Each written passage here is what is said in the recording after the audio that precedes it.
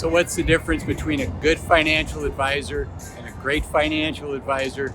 It's a super important question. If you're going to work with a financial advisor, if you've been thinking about maybe working with a financial advisor, or even if it's not in your immediate future, I think this video is super important. So let's go for a walk and talk about this. I'm going to start off with good financial advisors, what it takes to be a good financial advisor, but be sure to stay to the end because I'm going to share what it takes to be a great financial advisor. So let's take a walk and talk about this. First, of course, is the knowledge. The knowledge it takes to be able to give you advice that's going to be helpful, that's going to be relevant to your situation. And frankly, you know, there is an educational component to this. So the first one's knowledge. Unfortunately, there's very few knowledge requirements in order to be a financial advisor. So just know that going up front. In my opinion, the top professional designation on the advising side is to be a certified financial planner, a CFP. Other people might feel differently, but that's my thoughts. The next is experience. You learn a lot in this industry, right? There's the mechanics of it, there's the formulas, there's building a plan, but then there's also finding out who your client is and the type of questions that will give you that information so that you can tailor a plan to your client's needs. And that comes with experience. I think a minimum of 5 years is what I'd be looking for. Ideally more. I would say to be good, you know, unfortunately it's closer to 10 years than it is 5. And so that's hard for people starting off in the business, but the reality is you're probably not going to pay that much more for somebody with 10 years of experience than 5. And the people with 1 year of experience or 2 years of experience, they need to get that experience, but that's just the reality of the situation. Is experience is important, so I would look for that quite a bit. The next one is values. There's no shortage of financial advisors out there. So you might as well work with somebody that shares your values, that understands your values, that's aligned with your values. I think that's super important. You know, you're going to be working fairly closely with this financial advisor. So having your values aligned, I think, is important. You get along with this person, you like this person, you trust is crucial, right? I mean, that's a point of parity between good and great, is you have to have trust in your financial advisor. And then the last thing is heart. And this is for good. We're going to get to what great financial advisors have here. You want somebody who frankly is motivated by helping their clients achieve their goals, their clients being you. They're motivated by seeing their clients live the best version of their lives that their clients can. Unfortunately, this industry does attract a fair number of people that are more motivated by doing what I call building their book, building their business, growing, having more assets that they're managing. But you want somebody that's working for you. Those are the things that it takes to be good. I would add to this, and regular viewers are not going to be surprised that I'm adding this, but I would add to that also that they're a fiduciary to you 100% of the time. And what a fiduciary is somebody that puts your interests ahead of their own. They're legally obligated to do that.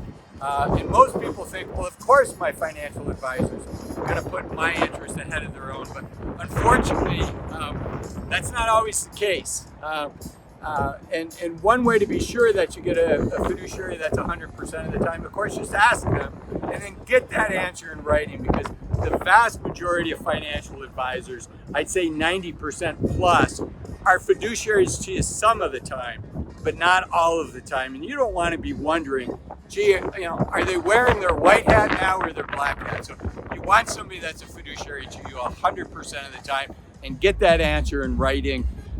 So that's good. Now, what does it take to be a great financial advisor? What are you looking for somebody in that situation? And before we go there, do me a favor, if you're enjoying this video, hit the like button. It really does help other people find this video and my other videos, and hopefully we can help more people by doing that. So the first thing that comes with being a great financial advisor, I've got 4 or 5 of these. The first one is, I think it's important to be a member of the team. a member of a team, I should say. And the reason for that is nobody can be an expert in everything. And so by being a member of a team, and if you have access to the entire team, then you can get the person with the expertise that you need for the situation that you're dealing with.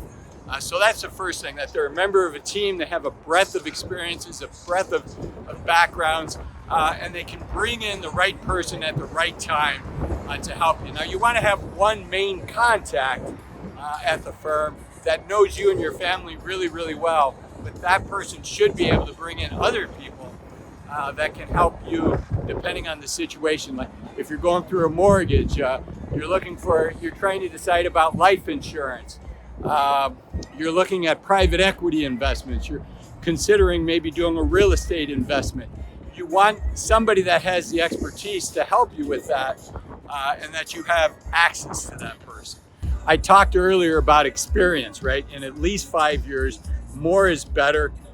I think when you're looking for a great one, boy, it's hard to become a great financial advisor in just a couple years. So I think you're looking, closer to 10 to 15 years of experience, and more is better. And the reason experience helps so much is you have the chance to live the lives of multiple clients. You face multiple situations, not just the technical issues that come from these multiple situations and seeing the outcomes, but just the breadth of experiences. And you have the vantage point of seeing when people navigate things successfully, and seeing maybe when they look back and say, I would do this differently.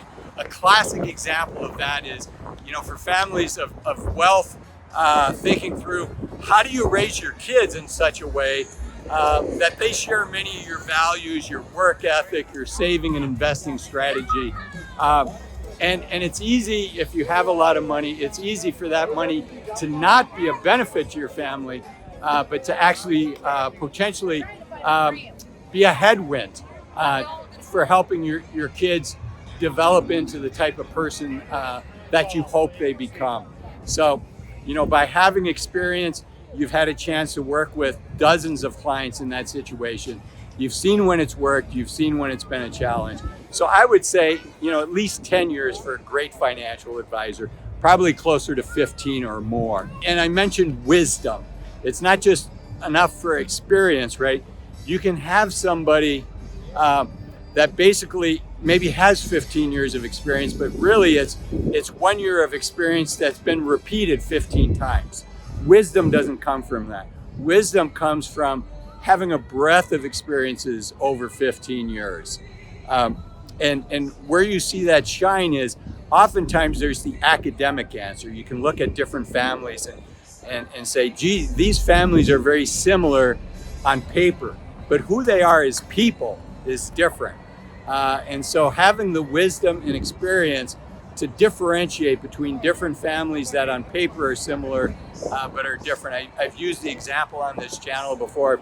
Should you pay off your mortgage? If you were lucky enough a couple years ago to have a mortgage at 2.5%, well, now you can invest that money, when I record this, short-term treasuries, close to 4% in short-term treasuries. So you're making that spread, but then there's also the sleep at night factor, right? Sometimes it's just nice to not have a mortgage. So even though the academic answer is keep your mortgage, if your advisor knows who you are, they might actually say, you're going to feel a lot more freedom. You're going to feel it's going to take a lot of stress off of you. And there's a lot to be said for that. So having the wisdom of not 15 years of the same experience, but the accumulation of different experiences over 15 plus years. So that's the next thing.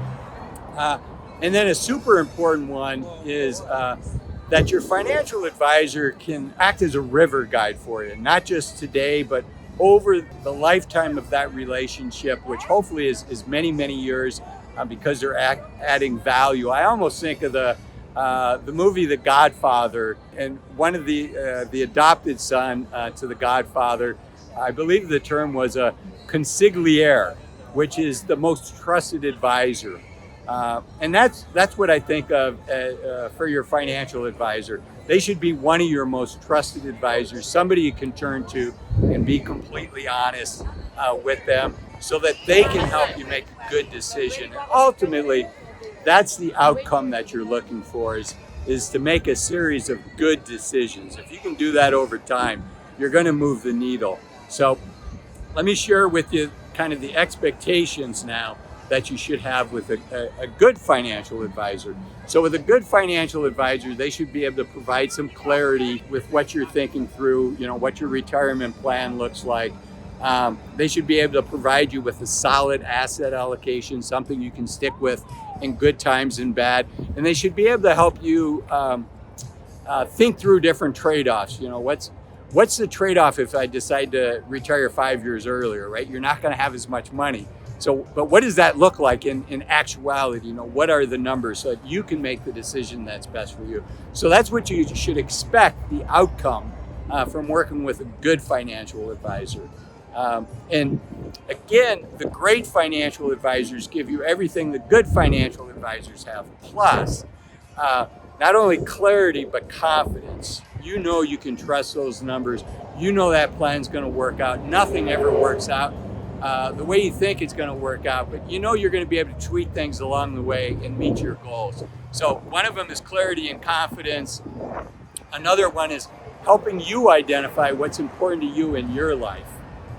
And that, everybody's different. Some people would welcome somebody helping them think through that and helping them identify, what are my core values? What am I trying to achieve in life?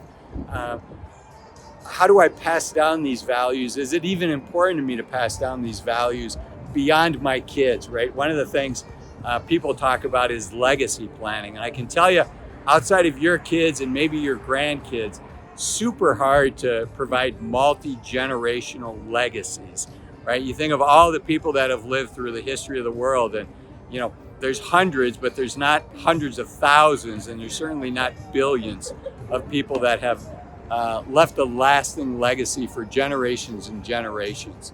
And the reality is we get to touch the generation that we were most involved in raising, and maybe one generation before that. But if it's important for you to leave a multi-generational legacy, there's some better practices, there's some best practices that you can learn from other people. Plus, more advanced estate planning topics I'm not an attorney, I'm not an accountant. I should say this is not financial advice for you.